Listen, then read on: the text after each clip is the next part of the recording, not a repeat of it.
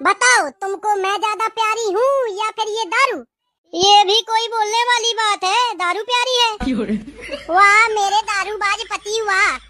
मुझसे ज्यादा पसंद तुम्हें दारू है?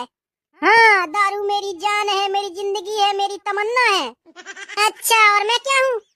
तू कौन है? मैं नहीं जानता तुझे। अरे दैया रे, मतलब दारू के लिए मुझे भूल गए, अपनी पत्नी को भूल गए। कौन पत्नी कौन लुगाई मैं किसी को नहीं जानता, मैं सिर्फ दारू को जानता हूँ, क्योंकि दारू ही मेरी जान है, मेरी जिंदगी है। हे भगवान, कहाँ से दारूबाज पति मिल गया मुझे, दैया कहाँ मर जाऊँ। ला मेरी दारू वापस कर। नहीं करूँगी पियक्कर, अगर ऐसे ही दारू पीते रहे तो मैं तुम्हें छोड़ के चली जाऊंगी। जहाँ जाना है तू जा, कल जाती हो तो आज चली जा, बस मेरी दारू मेरे साथ है। तू बेवफा हो सकती है, तू धोखेबाज भी हो सकती है, लेकिन दारू मेरी कभी धोखेबाज नहीं हो सकती। ये मेरे